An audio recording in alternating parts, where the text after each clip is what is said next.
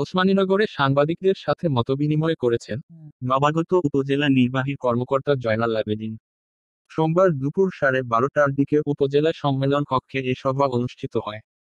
মতবিনিময় সভায় উপজেলা নির্বাহী কর্মকর্তা জয়নাল আবেদীন বলেন, উপজেলার সার্বিক উন্নয়নে আমাকে অনেক চ্যালেঞ্জের মোকাবিলা করতে হবে। এ উপজেলার সার্বিক উন্নয়নের অগ্রযাত্রায় সাংবাদিকদের সহযোগিতা কামনা করেন তিনি। ব্যবহার করতে পারি, আমরা যেন যে জনসেবা করার দায়িত্বটি নিয়ে আমরা নিজ নিজ আসনে অধিষ্ঠিত, আমরা যেন সেটি সঠিকভাবে করতে পারি, এটি আমাদের সকলের প্রতিজ্ঞা হওয়া উচিত। এবং সম্মানিত সাংবাদিক বৃন্দ, আপনারা আপনাদের এই এলাকা কল্যাণে যে বিষয়গুলো প্রয়োজন সেগুলো আপনারা তুলে ধরেছেন, আমরাও বিষয়গুলো নিয়েছি। তো এখানে আমাদের যতটুকু আমাদের পর্যায়ে করণীয় আছে আমরা আপনাদের আশ্বাস দিচ্ছি, শতভাগ আমরা সেই চেষ্টাগুলো করবো। এবং একটু আগে আমি কথা বললাম আমার অ্যাসিস্ট্যান্ট ওনার সাথে, যে একটি মোবাইল কোর্ট উনি পরিচালনা করে জরিমানা করেছেন, সেই তথ্যটি কিন্তু আমাদের একজন সাংবাদিক দিয়েছেন। তো পরিবেশ রক্ষায় যেমন আমরা কাজ করছি, ঠিক তেমন এখানে এই এলাকায় কিছু কিছু জিনিসের অনুপস্থিতি আছে, যেমন পর্যটন শিল্পের প্রসারটা অনেক কম, সেখানে আমাদের সেখানে কাজ করার সুযোগ আছে। তারপর হচ্ছে একেবারে মানুষের মৌলিক চাহিদার সাথে জড়িত হচ্ছে স্বাস্থ্য ব্যবস্থা। আপনারা বললেন যে এখনো স্বাস্থ্য মানে বিশেষ করে আমাদের হসপিটালটি ওইভাবে ফুল প্লেজে চালু হয়নি, তো আমরা সেখানে কাজ করার চেষ্টা করব। পাশাপাশি শিক্ষা নিয়ে কাজ করার অনেক সুযোগ আছে।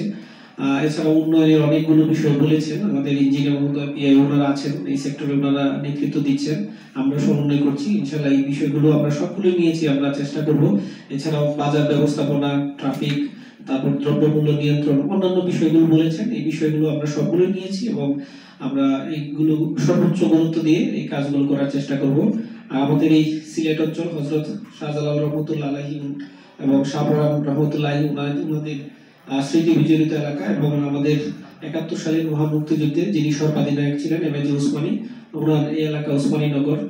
তো আমরা চেষ্টা করব এই এলাকাকে ভালো রাখতে, সুন্দর রাখতে, এবং আমরা যে জুলাই বিপ্লবের মাধ্যমে ছাত্র জনতার অভ্যুত্থানের মাধ্যমে একটি একেবারেই আমরা বলতে পারি যে এখন বাক স্বাধীনতার একটি অবারিত জায়গা আমরা পেয়েছি, এবং যেখানে আমরা সবাই নিজের মত প্রকাশ করতে পারছি, সেই সুযোগটি আমরা কাজে লাগিয়ে এই উপজেলার যে সমস্যাগুলো আছে সেগুলো নিরূপণ করে আমরা সবাই যদি ঐক্যবদ্ধভাবে কাজ করি, তাহলে এই উপজেলাকে আরো আমরা সামনের দিকে এগিয়ে নিয়ে যেতে পারবো। এবং এই উপজেলার আরেকটি মানে স্ট্রেংথ হচ্ছে, শক্তিশালী জায়গা হচ্ছে, এখানে আমাদের অনেক প্রবাসী ভাই আছেন যারা দেশের বাইরে অবস্থান করে, কিন্তু সবসময় ওনারা এলাকার কথা চিন্তা করেন, ওনারা অনেক রেমিটেন্স পাঠান। এছাড়াও আমরা বিভিন্ন সময় দেখি এলাকা ভিত্তিক অনেক সংগঠন আছেন, তারপর হচ্ছে ওনারা অনেক বিভিন্ন ডোনেশনের সাথেও সম্পৃক্ত। তো এই বিষয়গুলো কিন্তু এলাকার উন্নয়নে ওতপ্রোতভাবে জড়িত।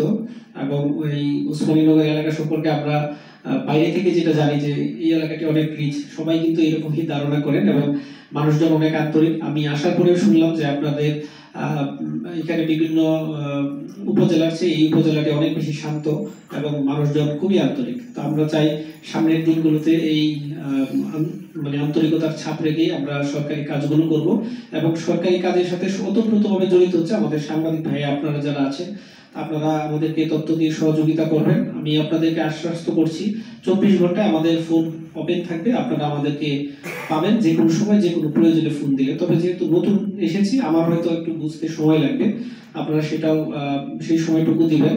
এবং পাশাপাশি একজন সাংবাদিক ভাই বললেন যে নির্দেশ ক্রমে পরবর্তীতে অনুরোধ, নির্দেশ ক্রমে বলতে আমার পক্ষ থেকে আমার যিনি স্টাফ ওনাকে নির্দেশ ক্রমে, আর অনুরোধ উনি আপনাদেরকে অনুরোধ জানিয়েছেন। বিষয়টা আসলে ওই রকম, নির্দেশ ক্রমে শব্দটা আপনাদের জন্য প্রযোজ্য না, এটা আমার যিনি সহকর্মী তার জন্য প্রযোজ্য। তো আপনারা যদি বলেন আমরা তাহলে সেটা হয়তো ওমিটও করে দিতে পারি পরবর্তীতে।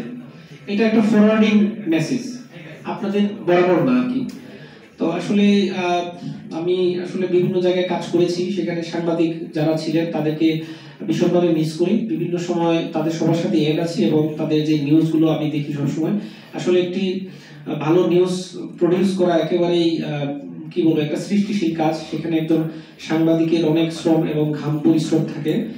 তো আমাদেরও উচিত আমরা যারা দায়িত্ব পালন করি সেই নিউজগুলোকে গুরুত্ব দিয়ে দেখা, এবং সেখানকার যে মূল মন্ত্র আছে বা মূল যে বিষয়বস্তু সেটি আত্মস্থ করে সেখানে যদি আমাদের কিছু করণীয় থাকে অবশ্যই সেটি করা।